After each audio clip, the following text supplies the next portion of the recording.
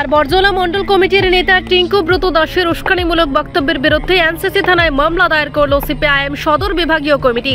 CPIM সদর বিভাগীয় কমিটির পক্ষ থেকে এনসিসি থানার পুলিশের কাছে একটি ডেপুটেশন দেওয়া হয়। ডেপুটেশন প্রদান করে বাইরে এসে সংবাদ মাধ্যমের সামনে সিপিআইএম রাজ্য নেতা অমল চক্রবর্তী জানান, এ ধরনের ঘটনা নিন্দনীয়। বিহার জয়ের পর গোটা ত্রিপুরা জুড়ে বিজেপির রাহাজানি শুরু হয়েছে। রাজ্যের মুখ্যমন্ত্রী কিংবা শাসক দলের বিরুদ্ধে কোনো কথা বললে সাথে সাথে তার বাড়িঘর ভাঙচুর করা কিংবা আগুন জ্বালিয়ে দেওয়া হয়। অথচ রাজ্যের প্রধান বিরোধী দলের কর্মীদের পিঠের চামড়া তুলে নেওয়ার এবং মেরে ফেলার হুমকি দেওয়া টিঙ্কু ব্রত দাসের বিরুদ্ধে এখনো শতপ্রণোদিত মামলা নিতে পারেনি রাজ্য সরকার। তিনি পুলিশের কাছে এই ঘটনার সঠিক তদন্ত করে এই সমাজের আইন শৃঙ্খলা ভঙ্গের অন্যতম কারিগর টিঙ্কু ব্রত দাসকে অতি দ্রুত গ্রেফতার করে তার বিরুদ্ধে উপযুক্ত পদক্ষেপ নেওয়ার দাবি জানান। আমরা তো লক্ষ্য করলাম যে কালকে এই বিহার নির্বাচনের ফলাফল বের হওয়ার পর এই 4 নং বরজলা মণ্ডল অফিসের সামনে বিজয় মিছিল থেকে একজন দুর্বৃত্ত সিপিআইএম সমর্থকদের হুমকি দিচ্ছে, বলছে সাবধান হয়ে যান, নাহলে আপনাদের পিঠের চামড়া থাকবে না। এবং এই ঘটনা সোশ্যাল মিডিয়ায় ভাইরাল হয়েছে।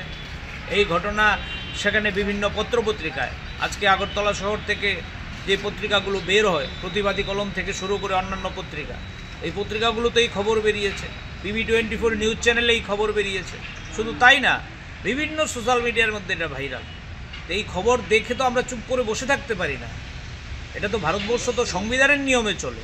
নির্বাচনে জয় পরাজয় থাকবে, নির্বাচনে আনন্দ উল্লাস থাকবে, বাজি পড়বে। আমরা তো এই নিয়ে কথা বলছি না, বাজি পড়বে। ওরা জিতেছে, ওরা বাজি পড়াবে। কিন্তু এই আনন্দ উল্লাস থেকে সিপিআইএমকে হুঙ্কার দেবে, সিপিআইএম সাবধান হয়ে যেতে হবে। আমরা তো অবৈধ কাজে যুক্ত না, আমরা তো পাচার বাণিজ্যে যুক্ত না, নেশা বাণিজ্যে যুক্ত না। নেশার কারবারিরা ঘুরে বেড়াচ্ছে, ওদেরকে তো হুঙ্কার দিতে পারছে না। দালালরা ঘুরে বেড়াচ্ছে, ওদের তো হুঙ্কার দিতে পারছে না। সুতরাং আমরা আজকে NCCPS-এ এসছি এই দুর্বৃত্তের শাস্তির দাবিতে। অবিলম্বে তার লিঙ্ক আমরা জমা দিয়েছি, খবরের কাগজে উঠেছে, প্রমাণ সমেত আমরা FIR করেছি।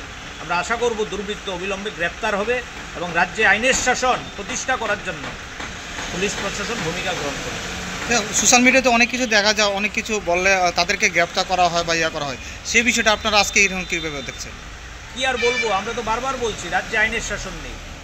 রাজ্যে হচ্ছে মণ্ডলের শাসন, রাজ্যে হচ্ছে শাসক দলের দুর্বৃত্তদের শাসন। শাসক দলের দুর্বৃত্তরা অন্যায় করলে প্রশ্রয় পাবে, তাদেরকে পুলিশ টিকিট নাগাল পাবে না। আর সোশ্যাল মিডিয়ায় আপনি যদি শাসক দলের বিরুদ্ধে কথা বলেন, আপনাকে জেলখানায় পড়ে দেবে। এবং আমাদের রাজ্যে হয়েছে, মুখ্যমন্ত্রীর বিরুদ্ধে কুরুচিপূর্ণ কথা নাকি বলেছে শান্তিপাড়ার একজন যুবক।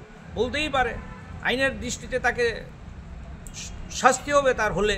কিন্তু আমরা দেখলাম বিজেপি দুর্বৃত্তরা তার বাড়িতে গিয়ে হামলা করেছে।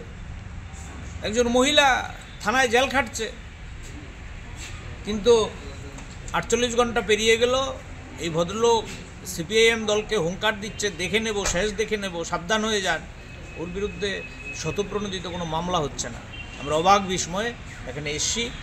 আমাদের সদর মহকুমার পক্ষ থেকে FIR করেছি। দেখা যাক শাসক দল কী ভূমিকা নেয়, সরকার পক্ষ কী ভূমিকা নেয়। এই ডেপুটেশনে অন্যান্যদের মধ্যে উপস্থিত ছিলেন 4 বরজলা বিধানসভা কেন্দ্রের বিধায়ক সুদীপ সরকার, মহকুমা নেত্রী কৃষ্ণা দত্ত, বিটন দাস প্রমুখ। রিপোর্ট সংবাদ প্রতীক্ষা।